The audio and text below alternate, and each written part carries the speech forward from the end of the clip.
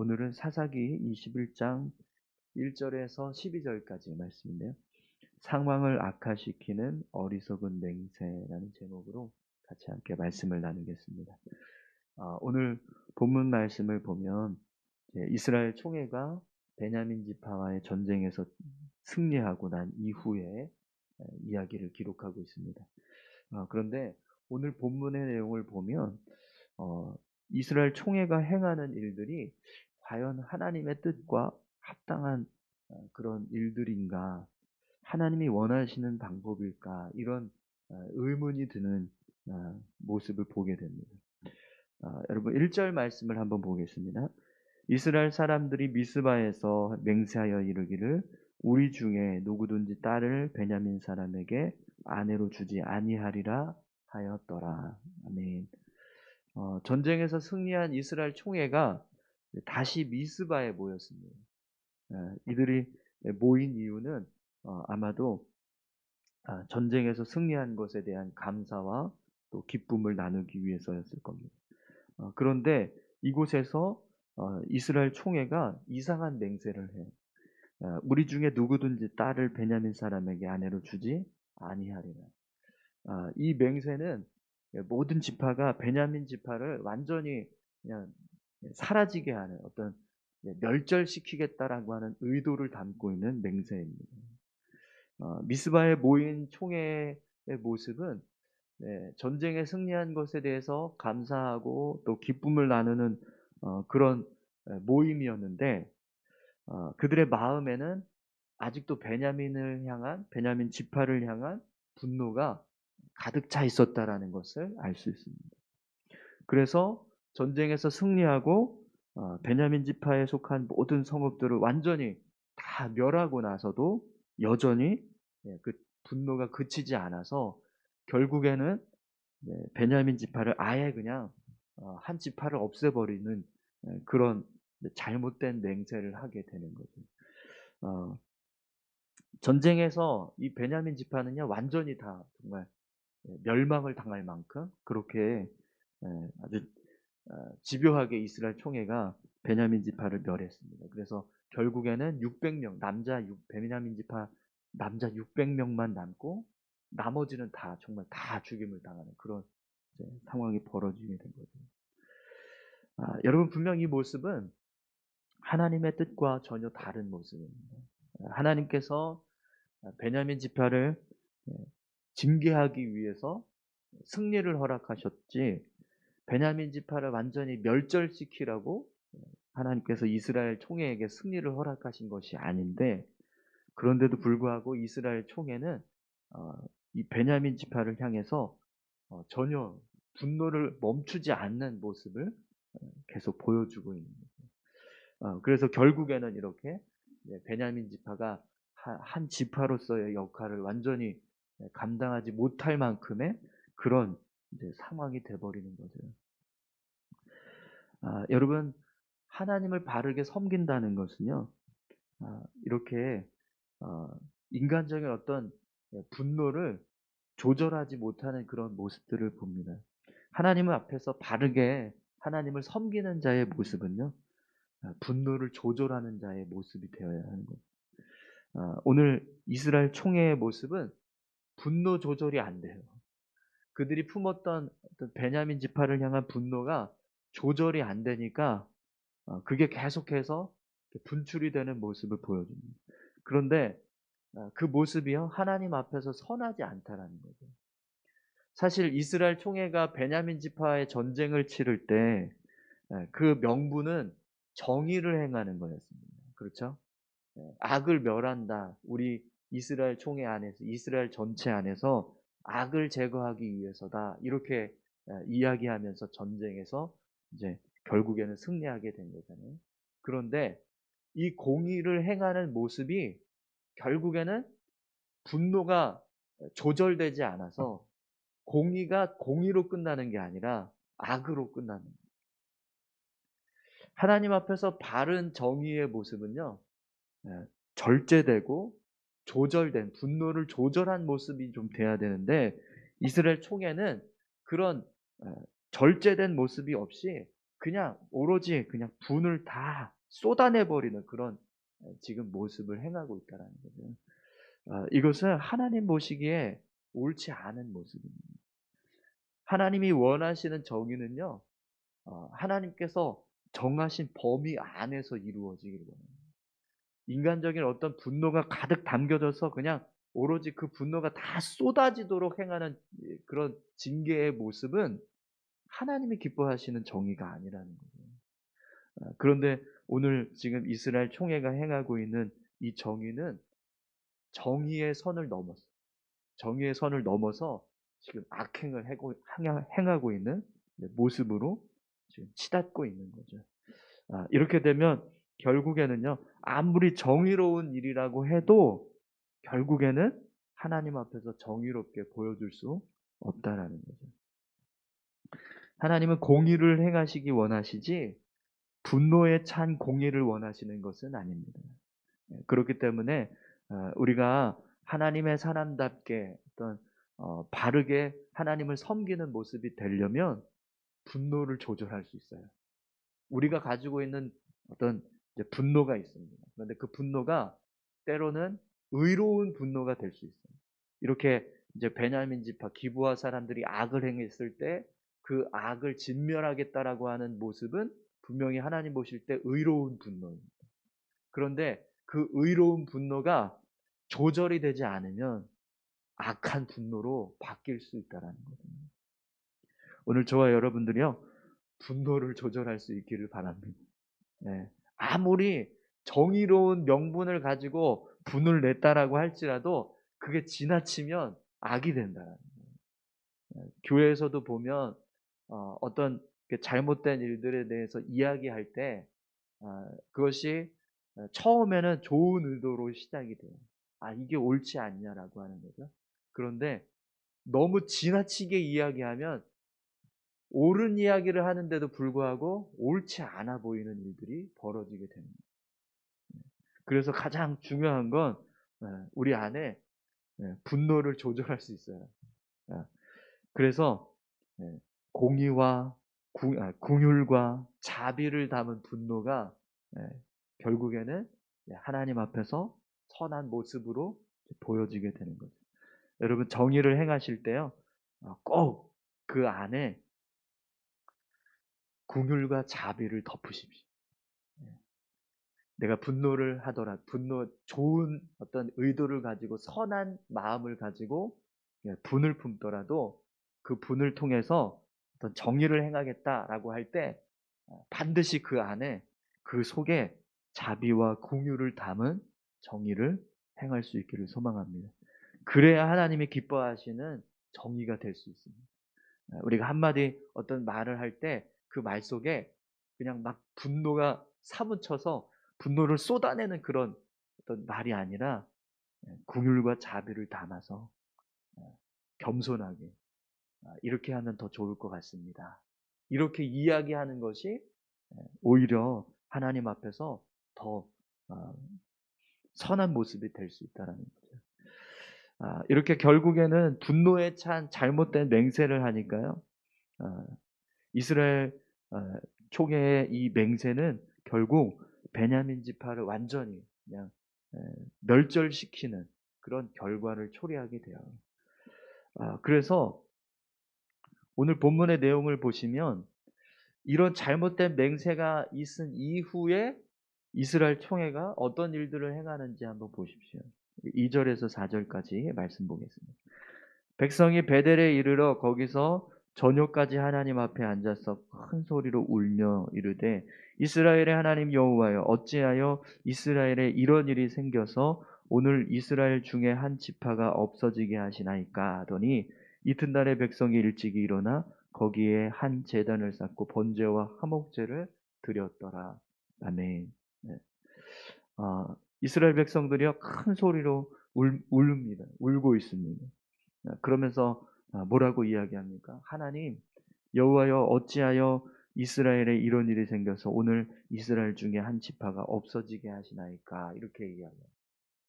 이스라엘 지파가 없어지게 하시나이까 이 말은 지금 무슨 뜻이죠? 이스라엘 총회가 지금 누구에게 이런 베냐민 지파가 멸절되게 된 것에 대해서 누구에게 지금 탓하고 있는 거죠?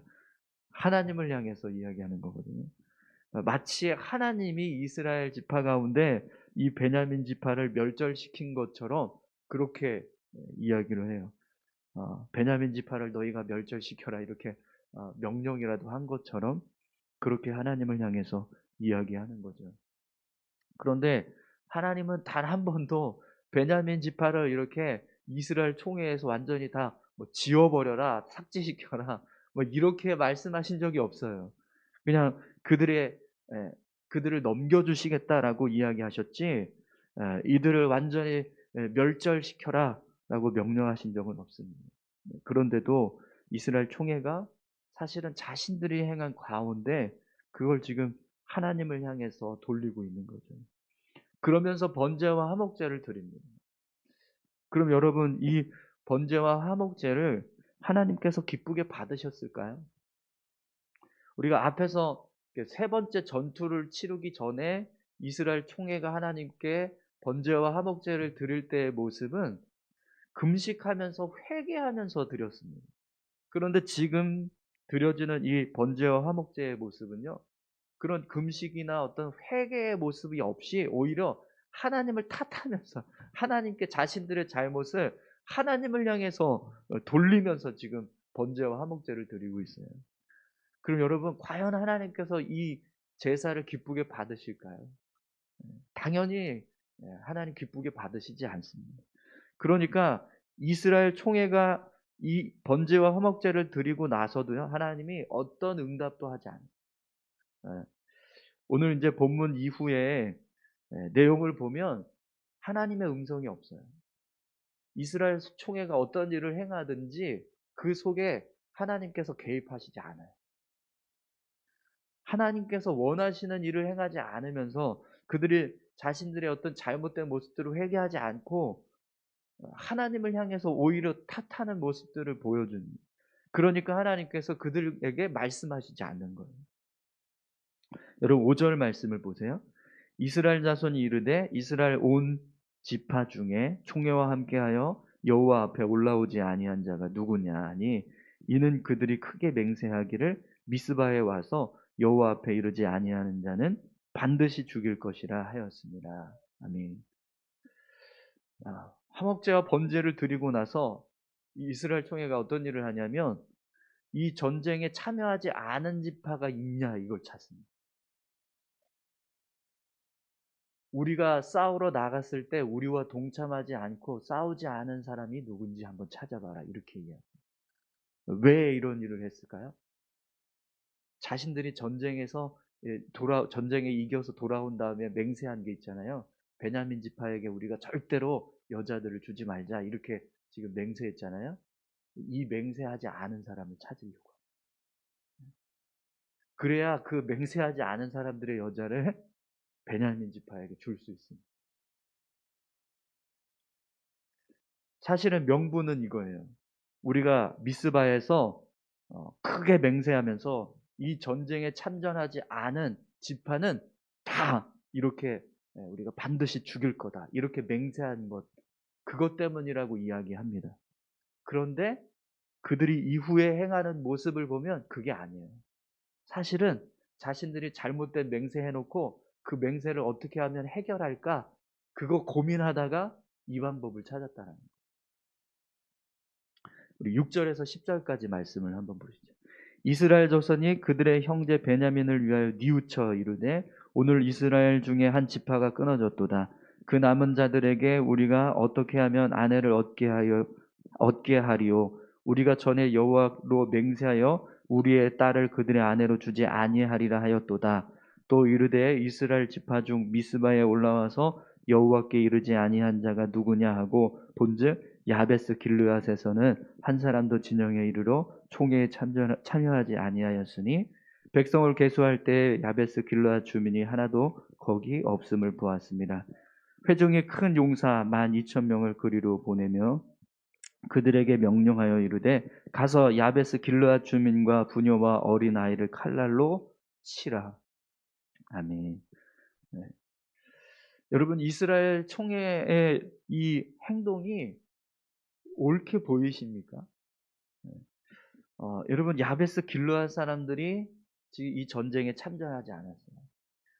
왜 이 야베스 길르앗 사람들이 참전하지 않았을까? 어 이 야베스 길르앗 사람들은 므낫세 지파입니다. 근데 베냐민 지파하고는 어떤 관계죠? 므낫세 지파가? 요셉 지파니까 사실은 형제지간인 거예요. 이복 동생 뭐 이제 약간 한 뭐 사촌, 오촌 정도 되는 관계인 겁니다. 그러니까 아무리 이스라엘 총회가 전쟁을 치러서 베냐민 지파를 친다고 할지라도 자기도 형제지간인데 어떻게 함부로 그냥 전쟁에 참전할 수 있겠습니까? 그래서 이 길르앗 야베스 길르앗 사람들이요. 네, 일부러 참전하지 않은 거예요. 자기들의 형제의 관계, 혈족이 같은 어머니의 뱃속에서 출생한 그런 형제 지파가 어 전쟁을 치르니 거기에 어떻게 나갈 수 있겠습니까? 그래서 나가지 않은 거였거든요. 근데 물론 전쟁에 나가지 않은 그 모습은 잘못된 모습이에요. 분명히 징계를 해야 할 모습이라고 할 수 있습니다. 그런데 그렇다고 해서 그 그 잘못이 이렇게 완전히 그냥 다 멸절을 당하고 그리고 나머지 400 명의 처녀들을 그냥 다 마치 빼앗기듯이 그렇게 막 노략질 당하는 것처럼 그렇게 끌려가도록 그렇게 만들 만큼 큰 죄가 될까요?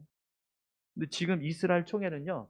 이 길르앗 야베스를 완전히 그냥 다 멸절시켜 버렸어요. 마을 전체를 다 아주 그냥 씨를 말려 버리고 결혼하지 않은 처녀 400 명만 남겨 놓고 다 죽여 버려요. 네. 이 모습은요. 절대로 하나님이 기뻐하실 만한 모습이 아니에요. 근데 왜 이렇게 했을까요? 자신들이 잘못된 맹세해 놓고 그 맹세를 해결할 방법으로 이렇게 찾았다라는 거예요. 근데 거기에 명분이 뭐예요? 전쟁에 나가서 참전하지 않은 사람이 누군지 찾아라 이겁니다. 네. 참 나쁘죠. 네. 이스라엘 총회가 행하는 이 모습이 선하지 않습니다. 여러분 11절에서 12절 말씀을 한번 보겠습니다. 너희가 행할 일은 모든 남자 및 남자와 잔 여자를 진멸하여 바칠 것이니라 하였더라. 그들이 야베스 길앗 주민 중에서 젊은 처녀 400명을 얻었으니 이는 아직 남자와 동침한 일이 없어 남자를 알지 못하는 자라. 그들을 실로 진영으로 데려오니 이곳은 가나안 땅이더라. 아멘. 네. 여러분 오늘 본문 12절의 맨 마지막에 뭐라고 기록됩니까? 이곳은 가나안 땅이더라. 이렇게 기록되고 있어요.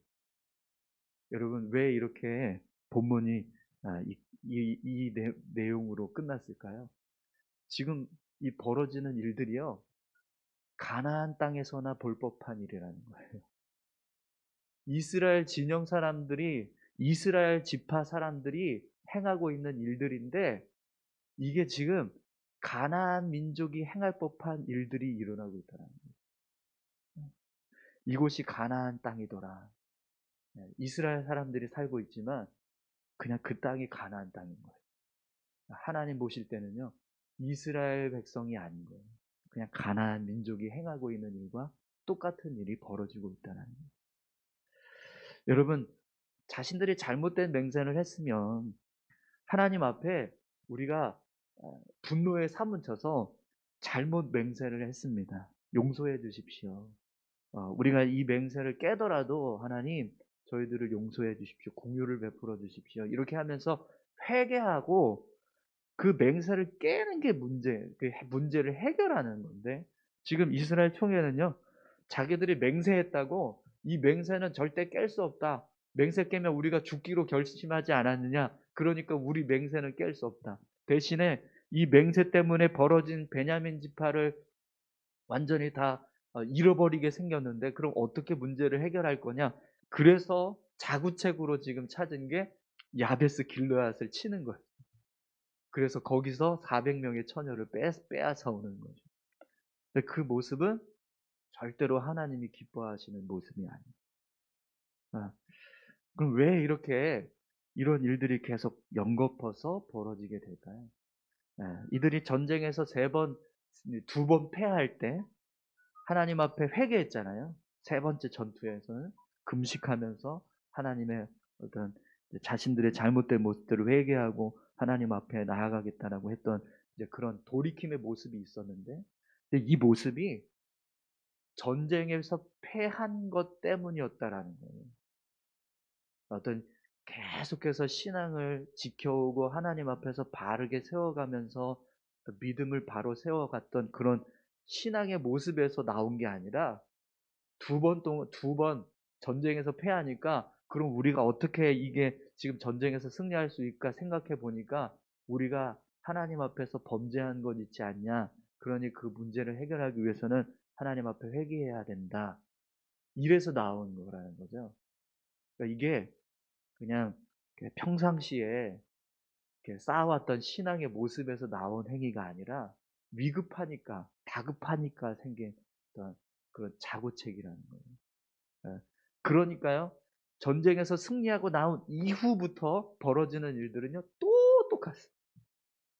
또다시 하나님을 믿지 않는 사람들인 것처럼 행동한다는 거예요. 여러분 오늘 말씀을 통해서 우리가 한 가지 깨닫는 게 있습니다. 우리의 신앙이 얼마나 깊이가 있느냐에 따라서 이렇게 삶의 모습이요, 하나님의 백성처럼 살아갈 수도 있고 그렇지 않을 수도 있다라는 것을 보게 됩니다. 우리의 믿음이 평상시에 하나님을 잘 섬기고 또 하나님 앞에서 믿음을 쌓아가는 모습이 그렇게 계속해서 유지되고 있으면 어떤 상황에서도 하나님을 향한 뜻이 올바르게 이루어져 갈 수 있습니다. 그런데 그냥 순간적인 어떤 신앙의 모습, 어떤 이벤트 하듯이 그렇게 특별한 일이 있을 때만 기도하고 어려운 일이 있을 때만 하나님 앞에 나아가고 이렇게 신앙생활을요 그냥 띄엄띄엄 하면 오늘 이 이스라엘 총회 같은 일을 행하는 거예요. 네. 여러분, 오늘 저와 여러분들이 매일 이렇게 새벽에 나와서 기도하는 게 우리의 삶에 얼마나 큰 능력이 되는지 모릅니다. 네, 하나님께서 우리를 매일 붙들어 주시고 인도해 주시기를 소망하면서 살아가는 그 모습이요, 정말 능력 있는 삶을 살아가시는 거예요. 네, 우리가 어떤 문제가 생겼을 때 지금은 뭐 평안하니까 지금 우리가 기도하고 예배하고 이렇게 새벽에 나와서 하나님을 섬기는 이런 일들이 그냥 뭐 평상시에 하는 일이니까 뭐 이렇게 생각할 수 있지만 결정적인 순간에 우리에게 능력이 된다는 거예요. 어떤 어려움이 찾아왔을 때 요동하지 않고 하나님께서 나를 붙들어 주실 거야. 이런 믿음의 행위들을 우리가 행하는 거죠. 또 어떤 중요한 결정을 해야 될 때 막 그냥 분노에 사무쳐서 막 행하는 게 아니라 하나님의 선하신 뜻이 무엇일까를 고민하면서 삶을 살아가는 그런 모습들이 우리 가운데 있기 위해서 계속 우리가 이렇게 새벽을 깨우고 또 기도하고 또 하나님 말씀을 듣고 이런 신앙의 삶을 살아가는 이유가 거기에 있습니다. 근데 이 길르앗 지금 야베스에서 행한 이스라엘 총회의 모습은 그런 모습이 아니라는 거예요. 그냥 또 똑같이 인간적인 방법으로 자신들의 어떤 생각으로만 삶을 살아가는 모습을 보여주고 있는 거죠. 오늘 저와 여러분들의 삶이 늘 정말 하나님 앞에 깨어서 하나님이 기뻐하시는 행위들을 이루어가는 그런 귀한 삶이 되시기를 축원합니다. 그러기 위해서는요, 하나님이 무엇을 기뻐하시고 또 무엇을 선하게 여기시는가? 과연 우리가 삶을 살아갈 때 어떻게 행동하는 것이 하나님의 선하신 뜻일까? 이걸 늘 고민하면서 또 하나님 앞에서 삶을 살아가려고 애쓰는 모습이 필요합니다. 근데 그런 모습은요, 그냥 단번에 이루어지는 게 아니라 계속 매일 반복되면서 평상시에 내가 계속해서 하나님 앞에 그렇게 살려고 노력하는 모습이 있어야지 이루어질 수 있는 모습이라는 거예요. 오늘 우리의 신앙이 그렇게 정말 꾸준히 우리의 심령을 계속해서 바르게 세워가려고 애쓰는 그런 믿음의 모습들이 우리 안에 있기를 간절히 소망합니다. 그래서 정말 결정적인 순간에 진짜 하나님 백성처럼 딱 행동하려고 할 딱 그 타이밍에 역시 하나님 기도하는 사람이구나, 예배하는 사람이구나라고 하는 그런 믿음의 모습들을 우리가 보여줄 수 있었으면 좋겠습니다. 우리의 신앙이요, 그렇게 정말 깊은 어떤 신앙의 깊이를 가지고 하나님 앞에서 삶을 살아가는 그런 귀한 모습들이 우리 가운데 있기를 간절히 소망합니다. 우리 이 시간 다 같이 함께 기도하실까요? 함께 기도하실 때, 하나님, 우리가 이 오늘 이스라엘 총회의 모습처럼 자신들이 잘못된 맹세를 해놓고 그 문제를 해결하기 위해서 다른 사람들에게 어떤 탓을 돌리고 또 그 문제를 해결하려고 하는 인간적인 방법들을 보여줍니다. 하나님, 우리가 하나님을 믿는다고 하면서도 이렇게 때로는 어리석은 인간의 모습을 보여주고 또 죄악된 모습으로 살아가는데, 우리의 이런 삶의 모습이 하나님 앞에서 신앙으로 다져져서 늘 우리가 정말 하나님이 기뻐하시는 삶을 살아갈 수 있도록 우리를 인도해 달라고, 우리의 믿음이 늘 주님 앞에서 굳건하게 세워져서 이런 잘못된 이런 선택이나 또 결정들, 또 하나님 앞에서 옳지 않은 일들을 행하지 않도록 우리를 이끌어 달라고 다 같이 함께 기도하시겠습니다. 하나님 아버지, 감사합니다. 매일매일 삶 가운데 하나님의 선하신 뜻을 따라서 하나님이 기뻐하시는 일들을 이루어가는 그런 귀한 삶이 되기를 소망합니다.